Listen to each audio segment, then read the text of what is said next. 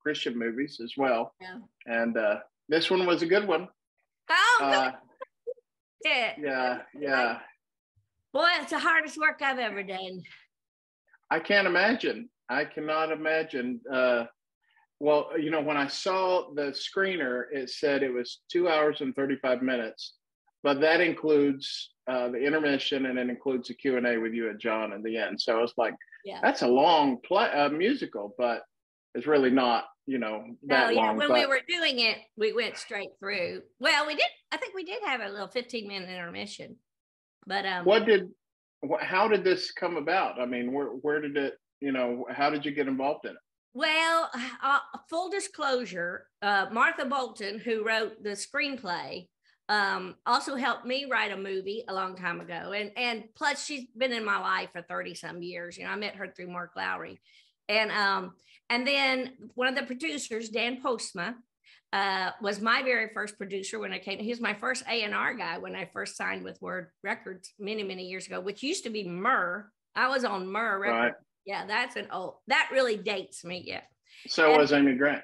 Yeah, that's exactly right. And I couldn't wait to tell that to my mother. Yeah, who used to go to her dad, who was a radiologist, all the time when she had cancer.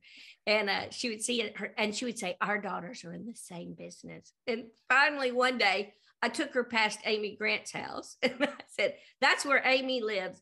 Your daughter and your doctor's daughter are a little bit different. Comedy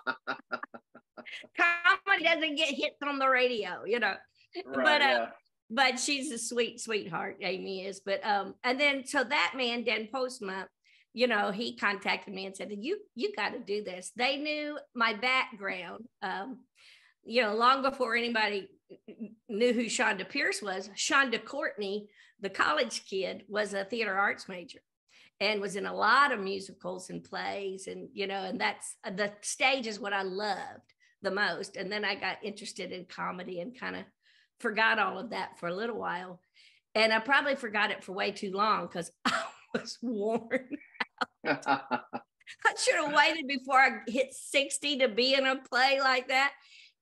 Movies, I've done several Hallmark movies. I've done a lot of Christian movies, and I love them all. I've done some that's not so Christian, but it's easy work because they stop. You do your scene, stop, they'll reposition a camera or change your hair or whatever, and you got a chance to do it again.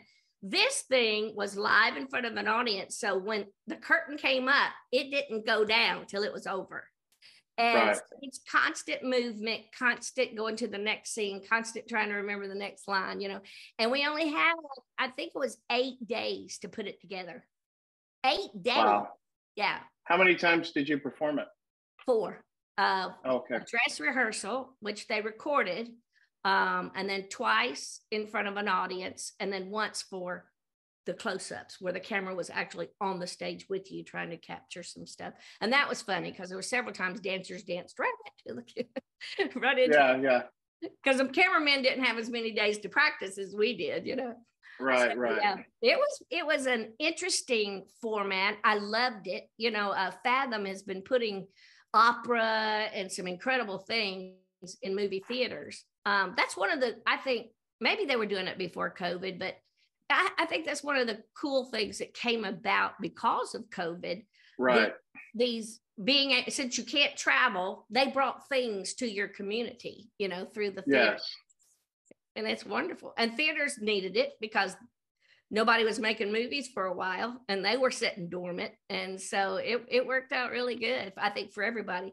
But this thing was, it was good. I think I always say it's a shame the Amish will never see it. Because there will be some things they'll really like about it. There'll be a lot they will not want revealed about themselves. Yeah, you know what I mean? Yeah. But the whole shunning, that was hard. Yeah. And it was hard to watch it, and to see it every night. There's a couple of scenes where I cried. I didn't think I could get it back together, that I cried. Not that I've ever been shunned, but there are sectors of people in religious communities that know what it's like to not fit in their mold. Right. And when you don't fit in that mold, you lose a whole sector of friends. not to equate my old denomination to the Amish, but when I did leave that church, I left childhood friends and, youth camp friends that you don't keep in touch with as much, and right. You've gone on to some other theology. And that's always, so we do that in society naturally. We shun people. We shun because of their skin color. We shun because right. we don't like they're no vaxxers or they are vaccinated or, so we do that. So there's a lot of things in this movie and emotions in this movie that translate to a lot of people. Well, when you're a comedian, I don't know what it is about people where it's like, if you tell somebody this person's going to make you laugh, everybody has this resistance built up. Like, yes. Oh, well, go ahead. I dare you. Yeah, I dare you. Instead of just being like, like if you go to a restaurant and they say, I'm going to cook for you, yum, bring it on. But you say, this person's going to make you laugh. No, they're not. Yeah, I dare you. I think there's that. I also think that there is, between the secular world and the Main Street world and the Christian market, I am better known, of course, in the Christian market. But in the Christian market, there is a whole sector that think I'm frivolous and silly, and I don't use scripture enough, or or I'm a woman talking on the platform of a Baptist church. I get once in a while, I get those. Early on in my career, I would get stuff like that. Now they don't, either they've gone away or they don't bother talking with me. You know what I mean? And that's good. Right. Because when you can get rid of your haters, it makes for a more peaceful day. Because I don't know if you're like this, but I can sit in a room and 3,000 people can be laughing and peeing in their pants, but I will spot that one. Yes, and they're mad at and it just kills me. And now at this stage, I've been at this 31 years. At this stage of my career, I call them out because I'm like, why did you come? Are you having a really bad day? Because you're welcome. Let me hear. I've got $25 in my, I'm constantly just calling them out and going, let's don't waste my time and your time both. Yeah, that's right. That's good. I don't know if you ever look at Facebook Reels, but I'm drawn to those ones where the comedians confront the hecklers, Oh, yes. I can never skip over one of those. I'm like, okay, let's see what's going to happen. And you have to be careful because some people, especially in the bar, when there's alcohol involved, some drunks can get the best of you if you're not careful, Right. Mark Lowry even tells a story where he thought he was being heckled and he had this famous little line and he would say back to him, oh, that's what happens when your mom takes drugs when she's pregnant. He had ruthless lines to hecklers. And come to find out when the house lights came up to find the person, it was a guy in a wheelchair with those involuntary spasms with epilepsy.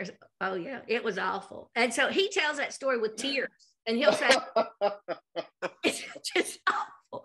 And he'll say, unless you can see the white of their eyes, you better don't go after a heckler at a Christian concert. You just don't know what that is. Yeah. I can't believe we're still working. I mean, you're young, you can work. I do. And let me say this about the confession. When it comes out and people see my outfit and my looks and my hair. Yes. That is exactly what my mother looked like. And that is exactly why I will probably never get asked out again. They're going to go, my gosh, she's 80 years old. I'm like, sneak preview. That role is not going to help my love life. Not but if you want, it's precious. Yeah.